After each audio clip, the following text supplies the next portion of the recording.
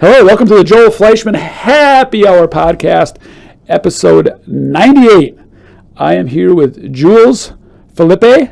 You got it.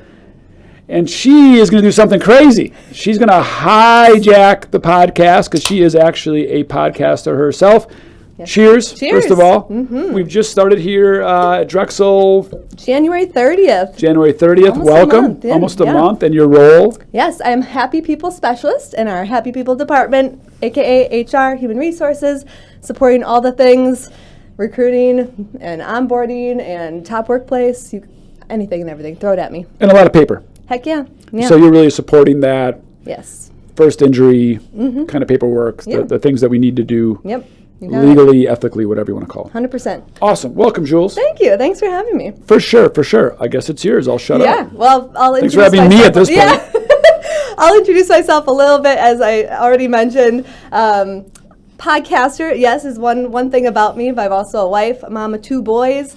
I'm an identical twin, so I co-host the podcast with my sister Jamie. Shout out to Jamie. She'll definitely be listening to this. We started our podcast in 2020. Sounded like a good time to do it. It is called Positive on Purpose. You can find it at Spotify, Apple Podcasts, wherever. And really we started it, and I think this is important as I interview you as well, but we started for a few reasons. And one, we wanted to use our voice, speak up, let our voices be heard, and outside of our zip code where we could expand our reach. And we also got a lot of feedback of how do you stay positive all the time? How do you guys, it was just a reoccurring thing that we heard. And our background is in health and fitness, so my quick little story is from health and fitness to human resources. And with health and fitness background and my sister actually being a Science of Happiness trainer, we knew that we all have a negativity bias. Our brains are wired to keep us safe. They're not meant to help us thrive. They're meant to help us survive. So that is why we started our podcast, essentially. So I wanted to ask you, we've been talking a lot about, in my short time here, change, right? We change quickly. We need to be change ready when we come here. I know you yourself have changed a lot. Your role has changed a lot. You've had to reinvent yourself as we continue to grow. What does that process look like for you, and what would be your advice to a new team member or somebody here listening to really let go as you grow, essentially, and adapt with that change? Great questions. Thanks. Identical twins starting in 2020. There's just some really cool synergy about a lot of things you said. Hey, I'm married to an identical twin. So I love that. Being married to an identical twin, as your husbands both know, you are married to both. You are, yes, indeed. And Pam, if she's listening, which she does not, you do realize that they are not your soulmate. No. You are kind of a bystander to, doesn't mean you don't love them, it doesn't mean you're not married, doesn't mean you're not a spouse, but you have not married your soulmate. The soulmates will always be the twins. Heck yeah. And that's totally okay, but you have to know that going into the relationship. Number one on the call list, too. Yeah. Yeah, is it your mom or your sister? It's Jamie. Yeah. For sure. Oh, yeah, it has to. It has to, yeah. They have to, Pam and Angie have to talk every day. Yeah. And they should. They don't get together as much as they should. I keep saying that. You have to do more with them. You have to actually sacrifice your family to be together because you are soulmates. So act like it. Yes. Answer your question, change. Number one thing that I could say that popped in my head, I've been asked a lot too, how do you keep reinventing yourself? Not care so much. Not care so much about your legacy, not care so much about failure, not care so much about pride, definitely not care so much what others think. Yep. Just do and quit thinking. Quit thinking. If you're inspired by the Holy Spirit and you pray on it and you have done all your data and research, again, I think maybe people think I just kind of fly by the seat of my pants. That's not true. Do the homework, but the homework does not take as long as you think. Yeah. Right? Career change. Do your homework. If you decided you're going to change careers based on your homework and your gut feeling, then go. Well, maybe next year. Because of what? Well, we get paid pretty well, but you haven't even looked into it. So go. Don't fear failure, and do your homework, and then go. So that's great. Yeah, one of our favorite authors is John Acuff, and he has a book all about overthinking, because I think we often fall into that trap so much, and the book is called Soundtracks, and it's this repetitive thought that you keep, playing over and over again that doesn't serve you, right? is there like a soundtrack, like, or something in your mind that you had to kind of break over time just to say, like, I need a new soundtrack? Well, to build on what you said too, that negative soundtrack, if you think about it, I'm a spiritual guy. That is literally the devil. And if you think about it, how do you know that? Why am I so confident to say that? Because you would never personally think that. Yeah. If it was your true soul and your true self, whatever self is and whatever you believe in your spiritual path, Yeah. you would never give yourself a negative thought. So it has to be an evil force outside of you giving that to you. That's actually even a reason to believe in God, is the negative thoughts that creep in. So, sometimes I will literally just be like, shut the fuck up. Like, you have to tell the devil to fuck off. Yeah. So I'll just say, like, that's enough. Like, I'm done with you. Yep. Because if you just realize they're not real thoughts, that helps out at least me the most to always stay positive. And I kind of do like the worst case scenario. Read a lot of books too. If you kind of live in worst case scenario, there's not that many bad ones. No. I mean, worst case do they scenario. Ever come true? And how often my wife, again, I'm not picking on Pam, she is really, really, has always been worried about locking her doors, locking the car. I'm not saying you shouldn't, right? Right. Law enforcement's like, Joel, what are you doing? Right? Because bad things do happen. Yeah. But I'm like, honey, I don't lock my doors anywhere. I never have. I'm not concerned. And she's like, well, could happen. I'm like, I made it 50 years. Like a little bit too when you watch the news. That happened in Colorado. Like, people forget how big 350 million people is. Well, it did happen to that one person. Yes, 4 states away on a Tuesday afternoon. So let's just calm down a little bit and live in not reality, but in positivity. Like, and again, worst case, like I could make a horrible decision at Drexel, and really the worst case that could happen is Drexel would close. Right? So we have 800 really cool people here. They're all going to find really cool jobs, and I'm going to go bartend. I'm not going to go bartend because I can't stay up that late. But, we're going to be okay. Yeah, for sure. We'll do something. That's like the worst case, and that's not going to happen. So it's like worry is such a waste of our imagination. It is, yes. There's a lot of good up there that we can put into place. St. Padre Pio, pray, hope, and don't worry is what he told anyone that would listen. For sure. Connection and engagement. We were just recently in our SHU for our new orientation, new hires. You had challenged us to speak up, to be louder, challenge the way we do things. What in terms of like mastering our craft and getting better, how can somebody enhance that? How can they get better at speaking up? Like, is it literally just do it while you're in it, go through to get through? Have you read the book 3-2-1? Ooh. I don't believe or it's so. 5 second rule. 5-second rule. Mel Robbins? Yes, Mel Robbins. I think it's a horrible book, by the way, because you're 6 pages in, and it's I got it. 5, 4, 3, 2, 1. Say it, and that's the whole book. So then page 100. Like at some point, their producer, he must have been like, "But you got to make your pages longer." No, that's it. It's just 5, 4, 3, 2, 1. Say it. Let's make it into a book. So page 100 is the same as page 3. Not a great book to read, but a great concept. Yes, I agree. So again, not overthinking of the 5, 4, 3, 2, 1. Do it. Also, I love what I call swallow the frog.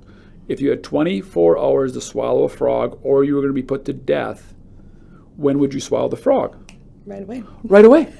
So if you know you have to do it, just do it right away. Yeah. Swallow the frog. Yeah. That's actually why I work out almost every day at 5 a.m. Before anxiety, worry, stress, life, busyness takes over, swallow the frog.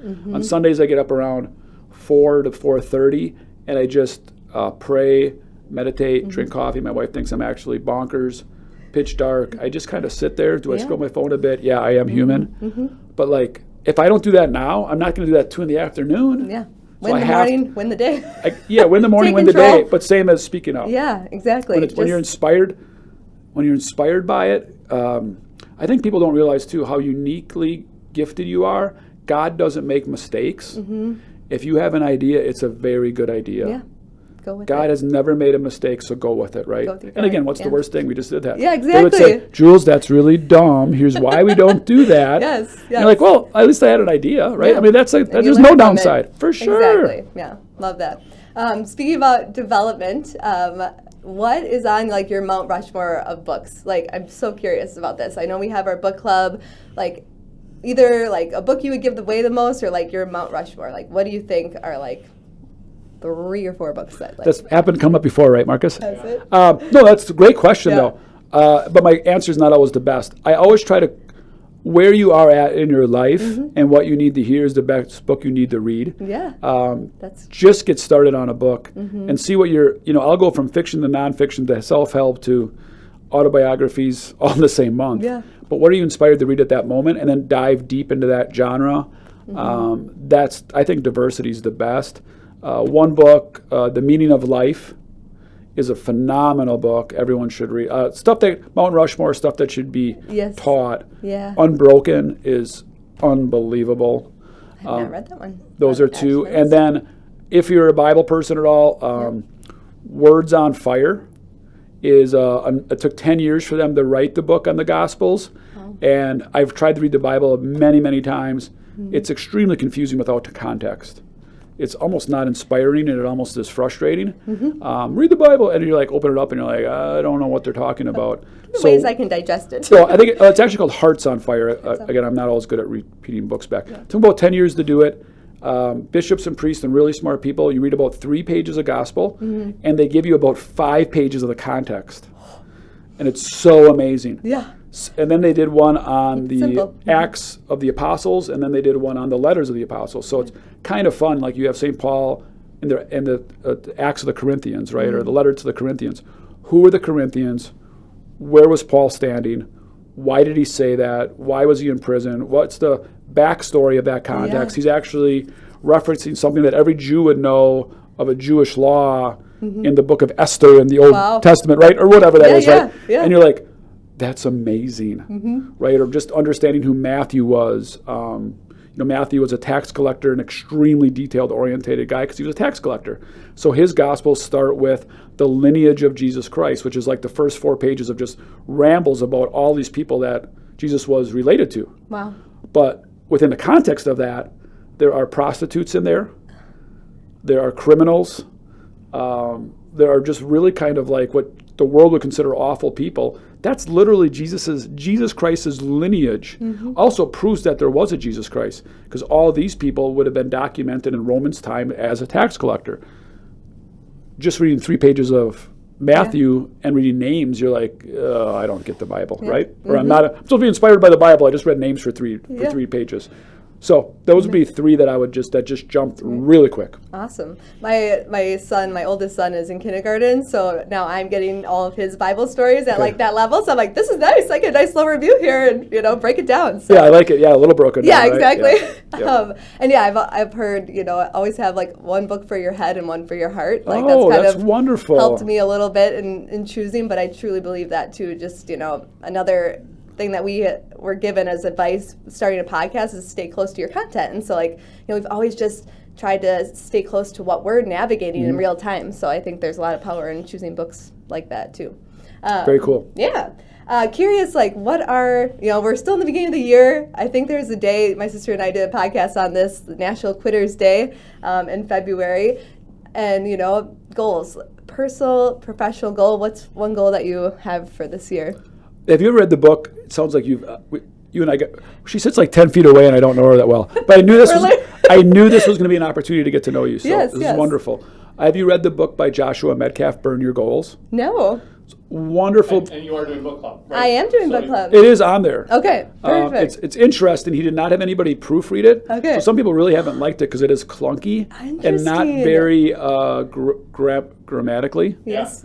Correct. Kelly downstairs is just ripped it apart. Okay. There's a lot of... Yes. Yeah, he's just kind of talking, which is kind of how my writing style I always told my college professors I have an English degree, I'm always like, I write like Ernest Hemingway. They're like, that's not a thing. You can't just do incomplete sentences because you like Ernest Hemingway. They're like, good try, right? I'm like, whatever. Go for it. Well, yeah, right. I'm using Hemingway.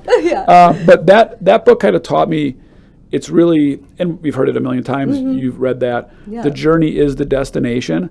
So year-long goals, personal goals, professional goals, I really have tried to shy away from that. Now that sometimes gets you in trouble because you don't have a path, but I believe the journey is the destination. It solves a lot of problems and gives you things change in life. So you have this goal, and now either you're cheating something else to get to the goal, or it didn't.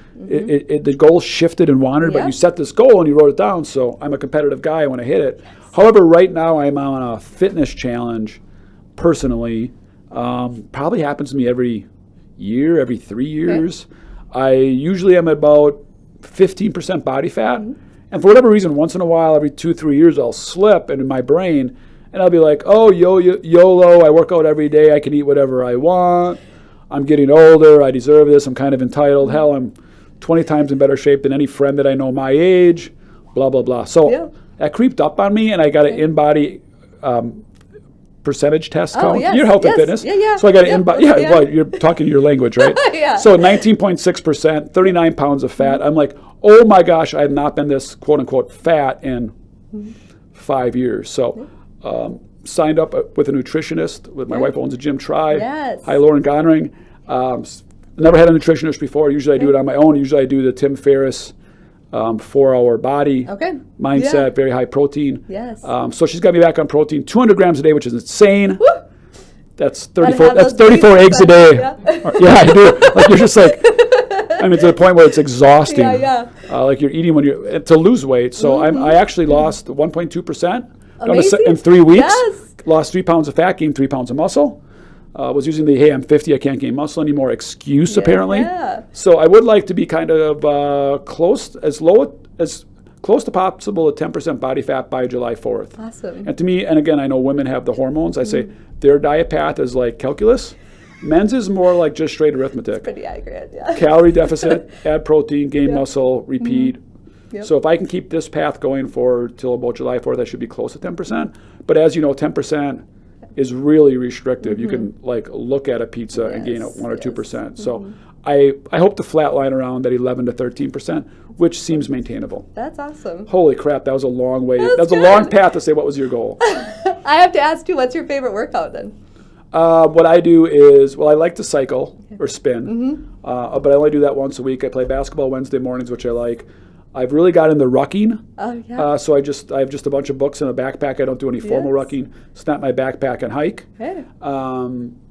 But what I typically do at 5 a.m. is what my wife's classes are. It's really a HIIT boot camp instructor group class. Anywhere from 25 to 40 people. So we're doing the BERT. This morning. Shout out to Kelly Narrett, who was my instructor this morning. Love Kelly. So it was the lunges, squat jumps. Back. It was the back and booty workout, and they'll do the arm workout one day. So they keep us accountable to that. Nothing beats that energy too, and like you said, having people that push you.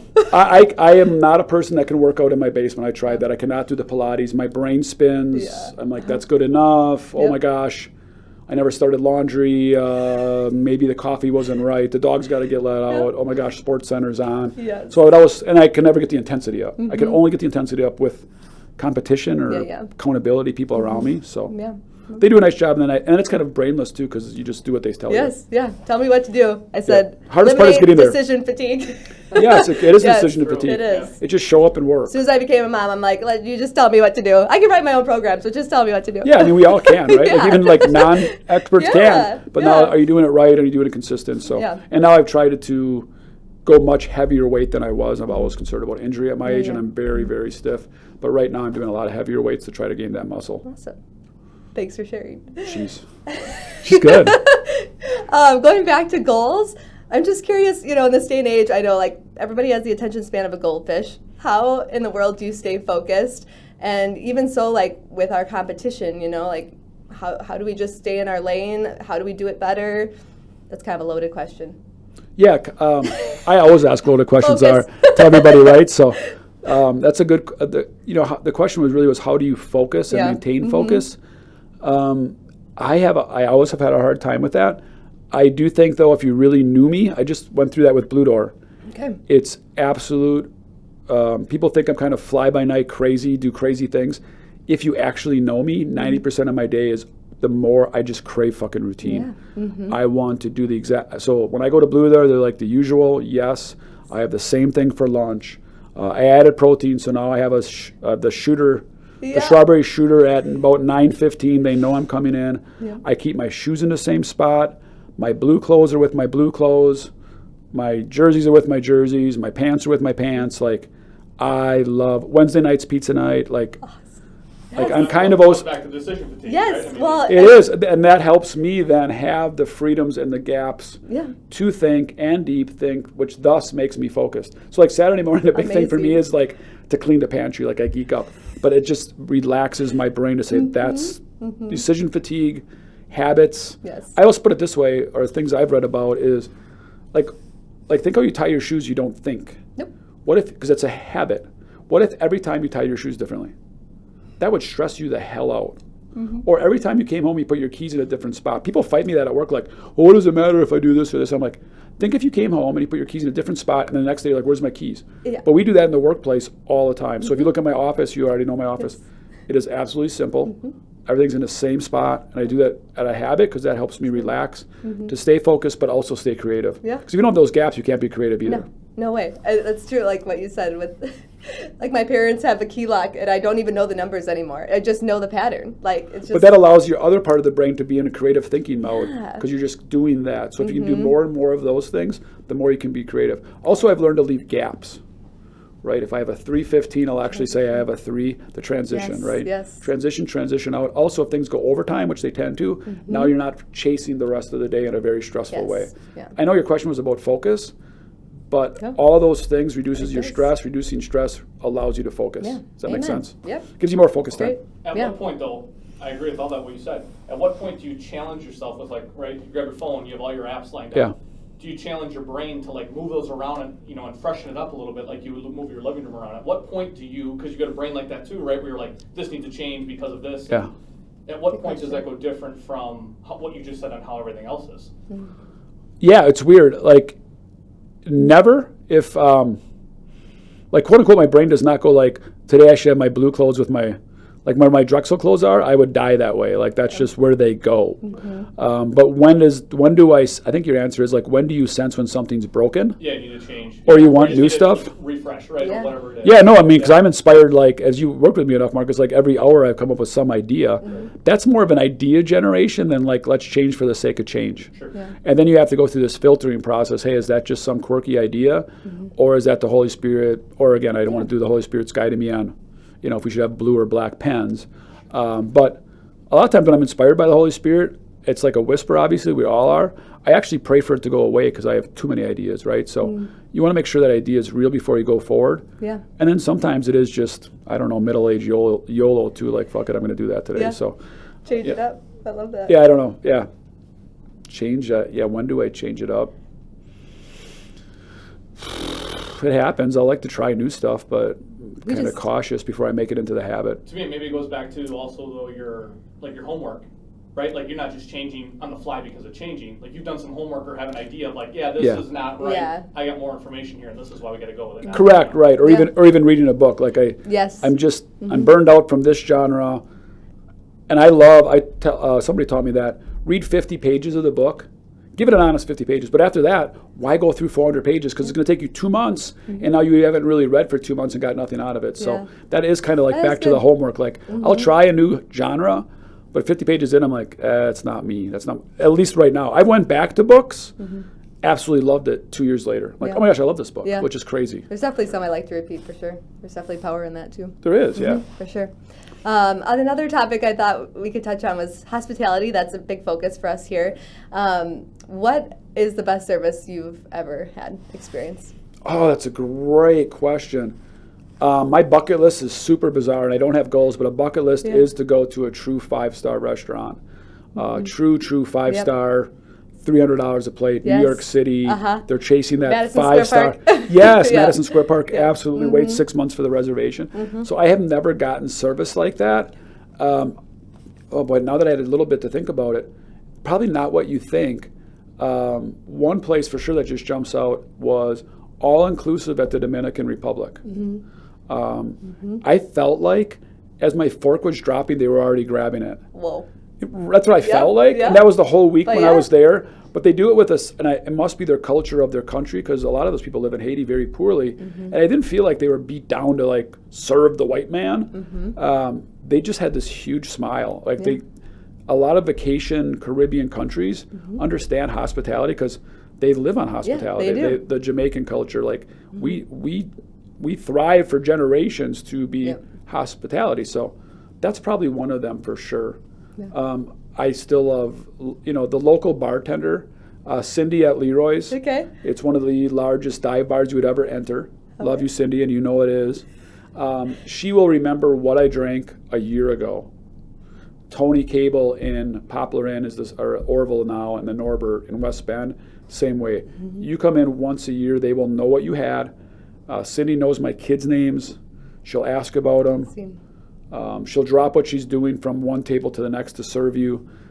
Good local bartenders have this hospitality that is misunderstood sometimes. Yeah, that's a really good example.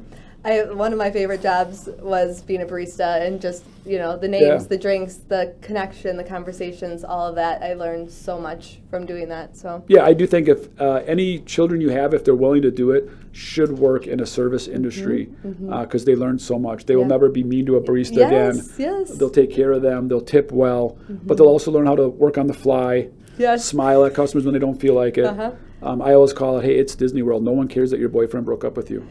You have to fake it, and no one knows if you're faking it. Yes. Bite through the tears and smile, because when they come in, they're buying your smile. Yeah.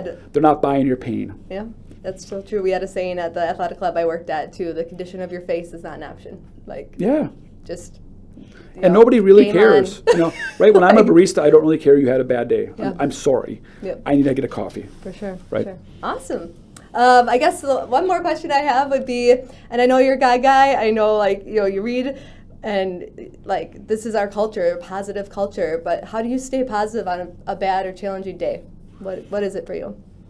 You don't. I think that's probably the mystery. Yeah. Katie from Blue Door, her and I had a long conversation about that once. I try to tell people, I'm not happy today, but I'm still joyous. Love that. Right? That's good. Choose joy, not happiness. Happiness is an emotion. And some days I am so freaking happy. I literally call it abundance of joy. I'll talk to a friend and I'm just exploding. And the next day I'll talk to somebody and I'll be like, I'm not happy today, but still overall I'm joyous. Because life is, it's super cliche, right? In 100 years from now, not one of us on the planet's going to be alive. Chase joy, but also cry. Jimmy Valvano, right? Laugh, think, and cry every day. That's a good day. Laughing is a part of happiness. Somebody with a really strong heart probably cries a lot. Yeah. And I think our culture treats that as a huge weakness. Hey, that person's always crying. I think you get the tears out and you're going to be more happy. So don't be afraid to be. I mean, you guys have seen that with me. I F-bomb a lot. I get passionate. I get angry a lot. And people say you're really positive. I'm like, not from 9 to 9:15 he wasn't, but get it out. Get the emotions out and choose joy because, again, life is good.